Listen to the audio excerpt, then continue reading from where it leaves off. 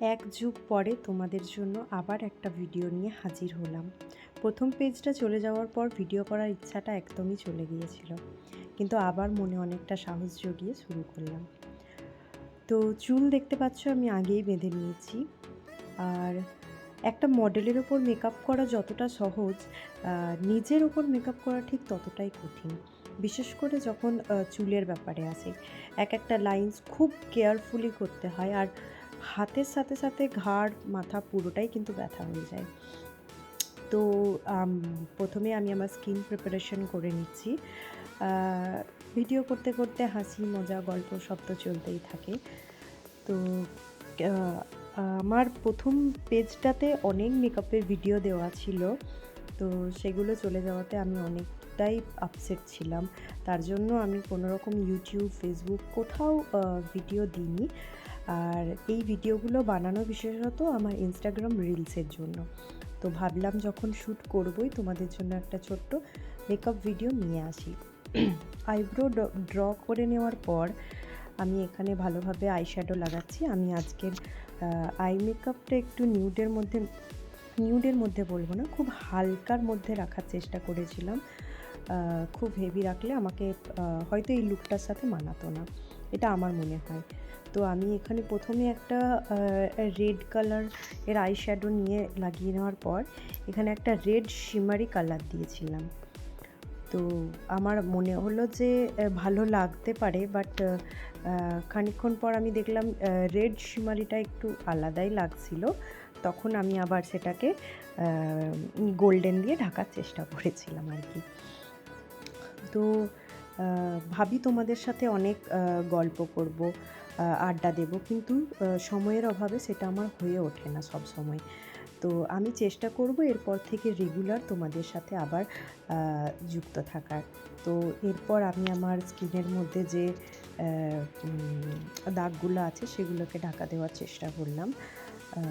আসলে স্বভাব তো মেকআপ করাটাই একটু সুন্দর দেখার জন্য, তাই আর কি। প্রথমে অরেঞ্জ কারেক্টার দিয়ে আমি দাগগুলোকে ঢেকে নিলাম, তারপর একটা স্কিন টোনের কনসিলার নিয়ে সেটাকে ঢেকে দিলাম। এরপর আমি ফাউন্ডেশন অ্যাপ্লাই করে নিলাম ভালো করে বিউটি ব্লেন্ডারের মাধ্যমে, আর সেটাকে খুব ভালো করে আমি ব্লেন্ড করলাম। আমি আশা করব তোমরা আমাকে আগের পেজটাতে ঠিক যতটা ভালোবাসা দিয়েছিলে এবারেও ঠিক ততটাই দেবে। আর রেগুলার ভিডিও দেওয়া সবসময় পসিবল হয় না। যারা এই প্রফেশনে আছে তারা অবশ্যই জানবে যে একটা ভিডিও করতে ঠিক কতটা টাইম দিতে হয়, তারপরে তার এডিটিংয়ের ব্যাপার তো আলাদাই আছে। তো আমি চেষ্টা করি তোমাদের সাথে ক্লায়েন্টের রিভিউ দেওয়ার, বা এরপর থেকে চেষ্টা করব ক্লায়েন্টের ওপর যখন মেকআপ করছি তখন তোমাদের সাথে ছোট্ট ছোট্ট ভিডিও শেয়ার করার, ব্লগ শেয়ার করার। কিন্তু সত্যি কথা বলতে ক্লায়েন্টরা সেই সময়টাই দেয় না। আমাদের এতটা তাড়াহুড়োর মধ্যে পেরোয় যে ভিডিও করা তো ছেড়েই দিন, আমি কখনো কখনো ক্লায়েন্টের ফটোও নিতে ভুলে যাই আর কি। তো এই করতে করতে আমি গালে এবং নাকে ঠিকমতো কারেক্টিং করে নেওয়ার পর লিকুইড ব্লাশ দিয়ে নিলাম। লিকুইড ব্লাশ ভালো করে ব্লেন্ড করে নিলাম। তারপরে আমি ফেসটা পাউডার দিয়ে ভালো করে পাউডার শেড করে নিলাম।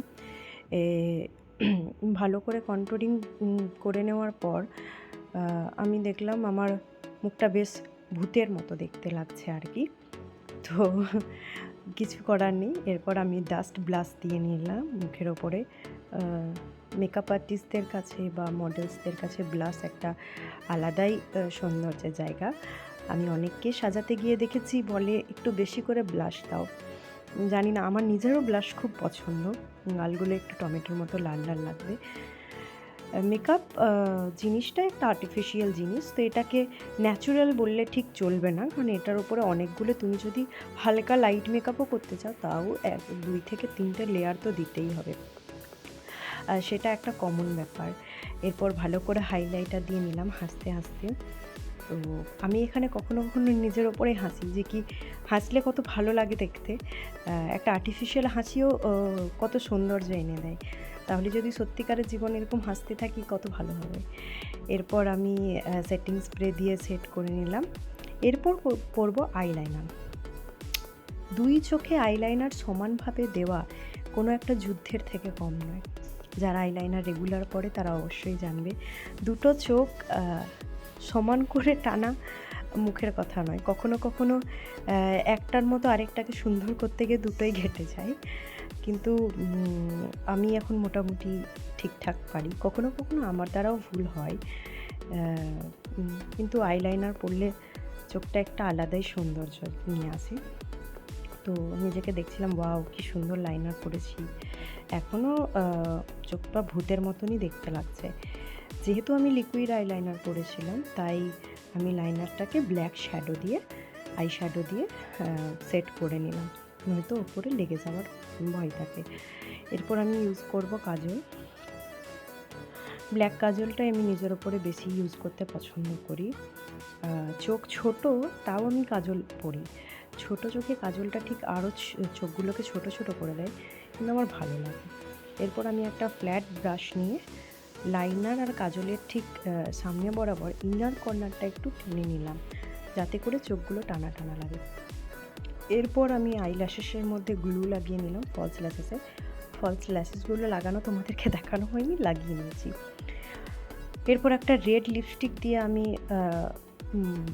আমি কী করবো, রেড লিপস্টিক পরে নিলাম। আমি জানি না ক্যামেরার কারণে হয়তো খুব বেশি লাল টকটকে লাগছে, কিন্তু এতটা ছিল না। এরপর আমি পরে নিলাম লেন্স আমি লাস্টে পরি, কারণ আমার চোখ দিয়ে ঠিক মতো জল বেরোয় না। যাদের চোখে জল আছে তারা লেন্সটা প্রথমে পরে নেওয়ার চেষ্টা করবে। তো আমি একটা ঠিক চোখের কালারের মতনই লেন্স নিয়েছি, যেটা খুব ব্রাউনও নয় বা গ্রেও নয়, যেটা আমার মুখের সাথে মানানসই। আমার প্রত্যেকটা ভিডিওতে দেখলে বুঝতে পারবে আমি এই লেন্সটাই নিজের ওপরে ক্যারি করি। আগে একটা পরতাম গ্রে কালারে, সেটা বড় ভূতের মতো লাগতো আমাকে দেখতে। তো আমার মেকআপ এখানে মোটামুটি পুরোটাই কমপ্লিট। এবার আমি জুয়েলারির সাথে পুরো লুকটা তোমাদের সাথে শেয়ার করছি। তোমরা অবশ্যই দেখে জানিও কেমন লাগছে, আর আমাকে কমেন্ট করে জানিও কীরকম মেকআপ তোমরা দেখতে চাও, কীরকম হেয়ারস্টাইল তোমরা দেখতে চাও। আর ইনস্টাগ্রাম বর্ষা ঘোষ অফিসিয়াল, অবশ্যই আমার রিলসগুলো দেখো, তোমাদের আশা করি অনেক অনেক ভালো লাগবে। আমাকে আগে তোমরা যেভাবে ভালোবাসা দিতে ঠিক এভাবেই দিও। ধন্যবাদ।